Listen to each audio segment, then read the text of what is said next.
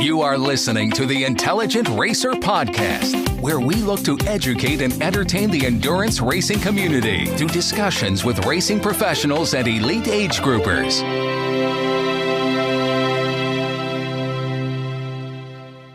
In today's episode, I speak with Meredith Terranova. She's an endurance athlete who has done many ultra-distance running, swimming, and triathlon events. She's also a sports nutrition professional. We speak about her background and also get some valuable nutrition tips. I hope you enjoy. Meredith, welcome to the podcast. Thanks so much. Thanks for having me. So why don't we start off with just walking us through your athletic background and how you got into endurance sports? Absolutely. So I was the ultimate non-athlete in high school. We actually could skip PE if we were on a sport. So I signed up for softball, and we never won a game, but yet I still was just a bench warmer. Okay. And again, I still got out of PE. I got to sit on the bench, and I got out of PE. So I was thinking I was like the smartest person in the room. Yeah. But then when I went to college, I actually oddly got into rollerblading. I lived in Houston, and my apartment was right next to the Buffalo Bayou, and one summer, and I really thought this was a great way to get a tan, I was like, I'll just rollerblade up and down.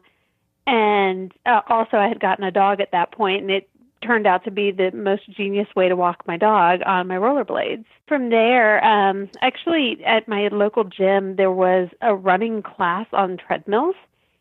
And so I did that, and everybody in the class at one point decided to do the local 5K, and I realized I had never actually run 3 miles continuously. And so I was like, okay, I'm going to go run around Rice University just to make sure I could. Right. And I got on the line for the 5K, super excited, ran my heart out for 2 miles, and then walked the last mile. I was like, okay, so I did that. And since I can do that, well, a marathon just seems like the natural progression there. And so I signed up for the Houston Marathon that next January. And I actually thought the lead-up races were how you trained for a marathon. So I thought there was like a 25K and a 30K, and I thought those were the only times you were supposed to run those distances. So you can just imagine how epically I failed at all of that. Yeah, you didn't have a plan. My plan was, I thought those races were the plan. I thought that was like, oh, wonderful. So in my cotton socks and cross trainers, I ran my first marathon January of 2000.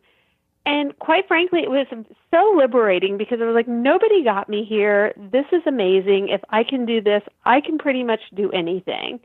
And I was sold. And from there, we also had what was called Sunmart 50K and 50 miler in Huntsville, which was great because it was soft and, pine needles. And so everybody kind of went there. As I learned more people running marathons, they went there to do their longest training run, even though it was over distance, because it was so soft. And I was like, oh my gosh, this is amazing. And that was my introduction into the woods. And then once I kind of did that and got to meet people, I was like, I'm actually pretty good at this longer stuff. And that was my evolution into ultra running. And it's funny because, ultra running now has exploded, but I started ultra running in 2001. And so I'm really kind of an old timer, even though I haven't been doing it, as far as I'm concerned, I haven't been doing it all that long. But with the brand new generation of ultra runners, I feel like I've been doing it forever. Right. I used to put in for Western States when you knew you would kind of get in, and if you didn't get in the first year, you would get in the next year. So it was like, it's just such a different world. I couldn't imagine it. And I had never had to put in for any, aside from Western States, no race that I ever signed up for was a lottery. In fact, one year I DNF'd at Western States, and 2 weeks before Vermont 100, I signed up for it. And that is just totally unheard of. Nobody could sign up for 100 2 weeks before the race anymore. Yeah, it's amazing. So, yeah. And so that's my running kind of the history. I epically failed, kind of like my foray into the marathon. I seem to do best when I have failed first and then go back. I DNF'd at Western States twice, and then in 2010 I went back and I nailed it and had the best of days and went sub 24, enjoyed every minute of it, and had friends, and it was just a wonderful experience. And that was actually my last 100-miler. It's funny because we transitioned. I know you spoke with Paul. We transitioned. Paul kind of got the ultra running bug at that point, and I needed to find something new. And so that's when I kind of evolved into ultra swimming, and then Ultraman, which is my new sport of choice now. Yeah, I was going to ask about that because for the listeners, I interviewed Meredith's husband a few weeks ago, Paul, and he started out in triathlons really and sort of evolved into an ultra runner.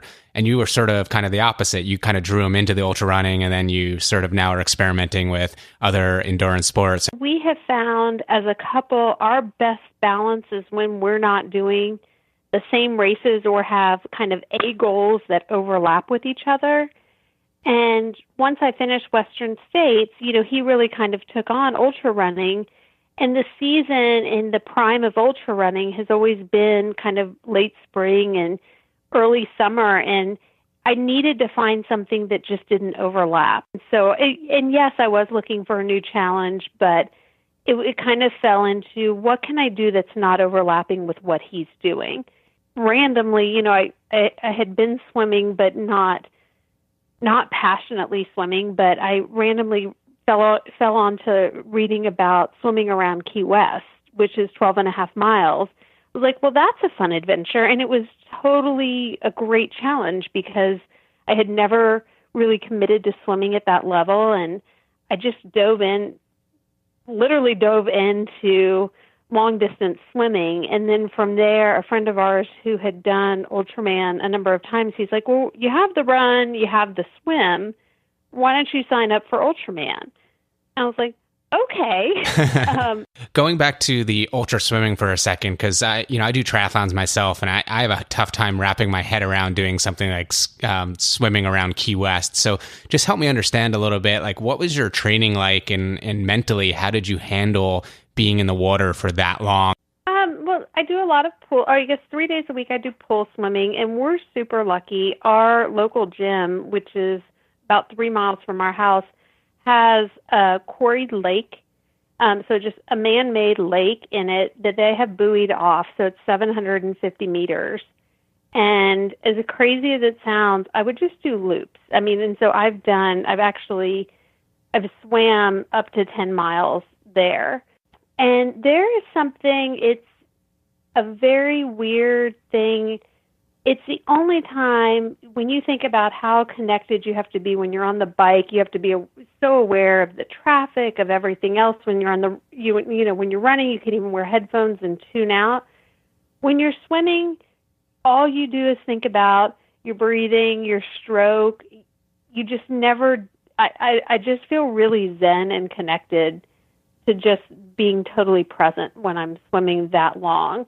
I also was really fortunate because the first time I was training with somebody who was preparing for a long distance swim as well. And she's a very talented swimmer. And so I would really just swim and like count how many times she would lap and, how many times I would go and then she would lap me, whether we were swimming in the quarry or in our other local swimming hole called Barton Springs, and she would just, like every couple laps, she would just fly by me, and it felt really good about having her there and having her swimming so fast and so powerful, and she does huge water swims that are, kind of put Key West to shame. So wow. It was nice to have her in the water.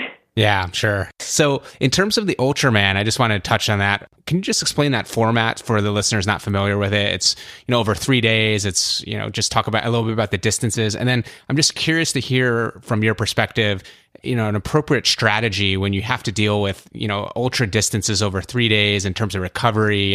So Ultraman really appeals to me in kind of my way. I am somebody that the more I pile on day after day of the training, the stronger I get. And so the format, that 3-day race format, really I can wrap my brain around 3 long training days, knowing day 3, which is the run, is the day I want to shine. And so I budget for that. So day 1 is a 10K swim and a 91-mile bike. And then depending on the location, so in Hawaii, which is the World Championship, on day 1, you swim from the pier, which people know from the Hawaii Ironman, where that start is. You swim basically parallel to a Le'i Drive. You get out, and then you bike to Volcano. And then you spend the night at Volcano. And so the last part of the ride is, all climbing. Then you spend the night, and then the next day is a 175-mile bike. And again, in Hawaii, you bike around the backside of the island. So you go Hilo. You get to go on Sacred Road, which is the red road, and then Waimea, and then you go up to the top, which is the town of Hawi, which is the turnaround of the Ironman bike course. And you spend the night in Hawi. And then you run on day 3 a double marathon, 52.4 miles. And in Hawaii, you run the Queen K. So you run from Hawi back to town. So you run the bike course of the Ironman. So I was in Hawaii on the Big Island for a vacation in late December, early January, and I circumnavigated the Hawaiian Islands on my bike. So I'm actually familiar with a lot of the routes that I guess are part of this race, and it's a lot of hills and really challenging terrain. So it's not just those distances, but also the terrain, which I can imagine makes it really, really challenging. And the wind. So this past year, we were hit. You're going to be hit with the wind on day 1, and you kind of know where. We were actually hit with the wind pretty early, and the wind just was wrapping around you from every direction, and you're just like, oh my gosh, like, how does this? And it just doesn't quit. So that's just part of it, though. That's part of what makes it so special is the challenge of it all. It is just, and as you probably know from being on your bike around the island, it is just so special. Oh, yeah. And so it is not lost on me how fortunate I feel to get to go around the island. And, one of the things about Ultraman is it's so small, so they only let in 40 athletes. And this is to all of the Ultraman events. So there are only 40 athletes. And so it's really family out there, and you feel that. Even though you're racing, you feel that out there, and it's just really special. Yeah, I can imagine. It sounds like an awesome community and an awesome event. And one last question. In terms of the 50-plus miles that you run on the last day, it's all on the Queen K, so you're on pavement. I mean, was that hard to get ready for? Because, you did a lot of ultra trail running, but now you're talking about 50 miles on a highway, which is obviously pavement. So did you have to do any adjustments for that, or was the transition pretty easy? So because we live in Austin, Texas, and the trails are rather rocky, even to prepare for smooth terrain trails, you end up doing a lot of road running. So I've always kind of done a lot of road running just in preparation. I didn't actually, my off days tend to be on the trail still. But really, my big running, I don't mind running on the road. I tend to do, I guess the only big difference is, training partners come and go. One of the things that I've really ended up doing is a lot of my long runs by myself, which makes Ultraman a little bit easier because sometimes, even though you can have a pacer pretty early on, you're still by yourself for, the bulk of 3 days. And so there's something to be said for training on your own and kind of getting that piece might be even harder than running long distance on the road. It's actually just all that time by yourself. So I'd say that that's kind of the piece that I wrap around for myself is I need to do a lot of training by myself. Right. That makes sense. So let's move on to a different topic, which is nutrition. So it's an area where a lot of people get caught up, and it's an area where you have expertise and you actually, offer services and consulting services and advice for athletes in this area. So can you just talk a little bit about your background in sports nutrition and how you got into it and what your services that you offer today in your business?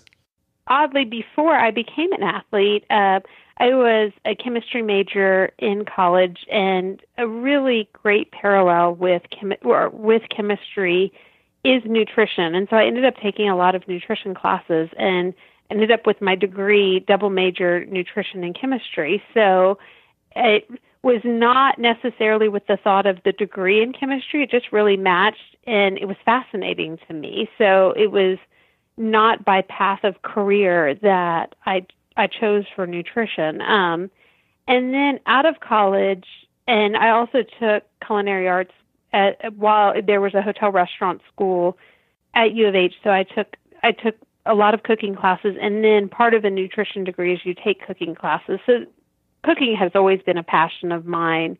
And then my grandmother cooked a ton, and so it was just kind of part of who I was. Not always healthy, but part of who I was cooking. And so when we moved to Austin, I felt that there was really a hole. And this was 12 years ago, so this was before kind of nutrition was the hot topic, career choice, what everybody was doing. And I saw, as we were kind of enmeshing in the running community, I saw that there was this big gap in nutrition. And so I really sought out to fill that void. And thus my business was born. Really, it was very organic how it happened, and then I'm thrilled that it kind of came to be as it is. So I created the business, Eating and Living Healthy, and it started as me giving lectures to the local run groups, team and training out of the local run stores, then giving individual consultations, a lot of for people who would train and run marathons and just couldn't lose weight. Here they were training their hearts out, and they just couldn't quite figure it out. And then, as we would kind of get into more communities, I saw that this need just wasn't being met. And so I started consulting on a broader basis. And then my business just kind of has continued and grown from there, which has been fun because I work with clients all over the country, whether it's, race specific or whether it's diet specific, purely wellness nutrition and helping people really create a long-term healthy lifestyle. It's funny because I really didn't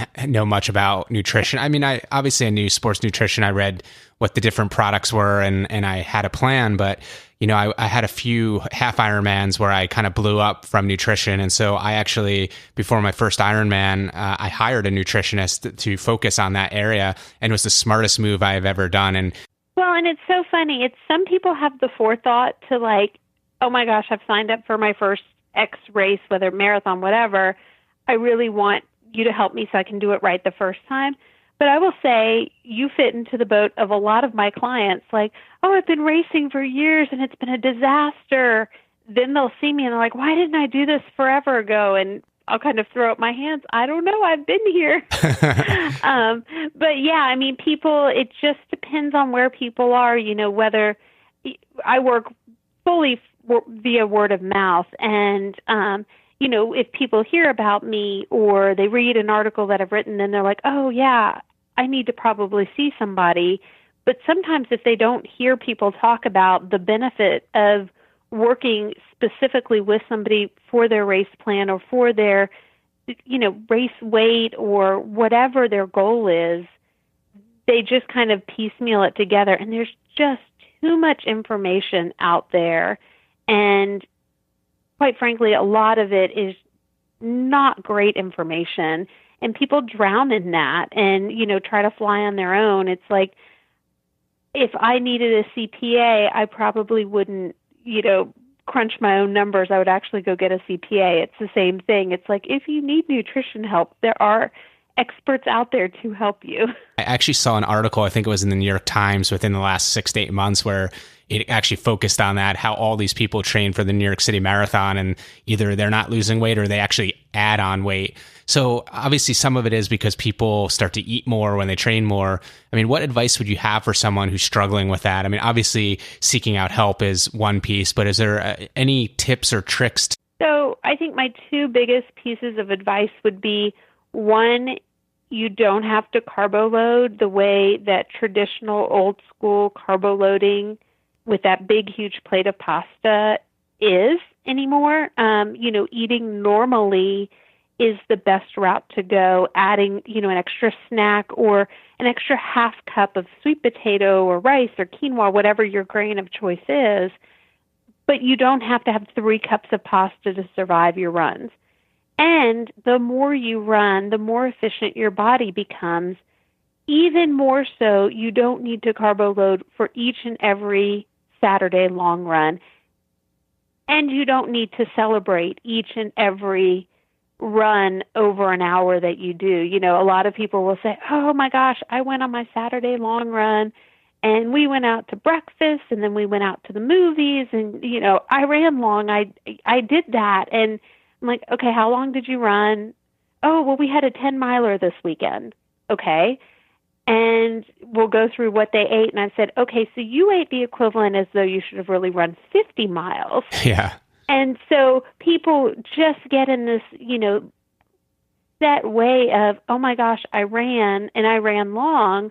And so I can eat whatever I want, or I need to replenish those calories. And it's like, no, take care of the run, have your recovery or have a healthy breakfast, and then just eat normally. And if you want a treat, have a treat, but don't, have a weekend's worth of treats and think that you're going to have happy results. And I always tell people, if you think your weekends are undoing, and it's, it's interesting because we're so scheduled during the week that people normally do pretty well during the week. And if you feel like your weekends are undoing you, one of the best things you can do is hop on the scale on Friday, kind of get an idea what your week looked like, and hop on the scale on Monday and get an idea of what your weekend really did.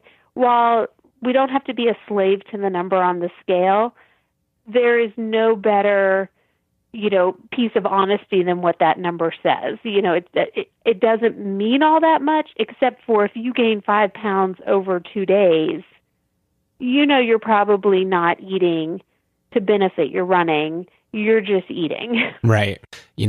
One thing I struggle with personally is my daily nutrition. I don't eat terribly, but I know I could eat better. I mean, for those situations, how important is your daily nutrition to having successful outcomes as an athlete? I think it's everything. And I'm not just saying that as a sports nutritionist. I'm not just saying that. I'm saying that because if you find that you don't eat, as fuel, as a repair, as recovery, in a way to support everything you're doing, it may not catch up with you on day one, but inevitably at some point it will catch up with you, whether injury, whether fatigue, whether just feeling like, you do runs that shouldn't be that hard and that leave you trashed, and just that, if you do a long run on a Saturday and, like I said, you don't take care of that run, rehydrate, take in recovery, do what your body needs, and whether that's food or drink, if you feel awful every Sunday and then it trickles into Monday, then, you're just kind of doing yourself a disservice. Also, I really feel like we're busy people. I like to call us, aside from the select few who are not, we're real life athletes. We're running and doing whatever sport we do around real life, work, kids, life responsibilities. It's not like you have a chance to go back out for these workouts. So it's like, why not give yourself the best opportunity to have great workouts every time you go out? And I think that your food and your nutrition creates that for you. Of course, there are other things that create that, good night's sleep and just daily life stressors, but it's like, why not eat in a way to give yourself the best opportunity for that particular run or whatever you're doing every single day to be the best it could be? Yeah, that's such a good point. And, it's sort of like you're spending all this time training. Why wouldn't you do the other things to help make yourself successful? So one last nutrition question in terms of in-race nutrition, maybe, for like ultra runners, when we get up into the let's say 100K, 100-miler distance. I mean, what are some of the common mistakes you see there that on the courses that, one or two tips you would say for in-race nutrition for the ultra distance running? So one, and this is kind of my favorite one, is people love to eat early and often early. They have this in their head. They're like, oh, after 6 hours or after 12 hours, my stomach fails me. So I'm going to eat while the going's good early. Well, the problem with that is they end up overeating early, which just exacerbates what's going to happen later. So the best thing you can do is really just eat, whatever your range is and kind of stay there. If your range is 150 to 250 calories or 200 calories, stay there. Don't in the first 3 hours have 400 calories an hour preparing for later. Like our body just can't deal with that much food when your gut's trying to shut down and, send the blood to your legs and to your arms and to your brain. It's like your gut doesn't want to have to deal with that many calories. Also, I think, the biggest thing that people can do is, yes, we need to drink and we need to drink in a balanced way. But again, to that point of kind of overeating, you don't have to, if it's going to be a hot day, you don't have to overdrink preparing for that hot day. Just consistently sipping and drinking to your thirst and what you've trained for. If you've trained and you don't drink all that much and all of a sudden on race day, it's like, I'm going to take in 30 ounces an hour. Your body doesn't really know what to do with that. And it's kind of like the same people who don't eat during training, then put 300 calories in their gut. And it's like, you're expecting your body just to figure it out. So I think, there's oftentimes less is more. You can always add more, but once you've put in too much, then you have to deal with the repercussions of what too much might do. Right. And that's so true. That's actually the issue I had when I was doing early on before I was getting nutritional advice was I was putting way too much concentration into my bottles on the bike and I was taking in way too much calories and it was just getting stuck in my system and it was, causing all kinds of issues on the run. And so finally, when I pulled back and started doing less, it actually created better results. And it was kind of counterintuitive, but it made all sense to me once an expert told me about it. So that's really, really good advice. So we're almost out of time here. So I'll end with one last question, which is, what's on tap for you in 2017? What do you have planned so far for the season coming up? So oddly, I left Ultraman Hawaii with the thought of there was really no other race that I have big interest in doing. So my hope and my plan is to go back to Ultraman Hawaii next November. Instead of, really piling in a bunch of other races, my focus will just be to go there. And there is a long-distance swimming festival in Bend, Oregon at the end of July. So that's kind of on my radar. But aside from that, it's all eyes to Hawaii. My heart and my soul are there, so I think that's where I want to be. Yeah, it's such a special island, and I'm sure that event is amazing, like you said, because it's a small community. But it's just really the energy and the beauty and the intensity of that island is fabulous. So I can understand why you want to continue to go back. It's amazing. Yeah, and every time you go, there's something different. So it's like it's a brand new race each time. You never quite figure it out, and you never know what the island's going to give you because you are not in charge of what the island delivers. Exactly. Well, Meredith, thank you so much for your time today. And thank you for telling us a little bit about your racing background and stories. And obviously the nutritional tips are always so valuable. So really appreciate it. Yeah, thanks so much for having me. Thanks for listening to the Intelligent Racer podcast. For more information on this and other episodes, please visit www.intelligentracer.com. Also, be sure to check us out on social media and please review us on your podcast directory. Join us next time for another edition of the Intelligent Racer.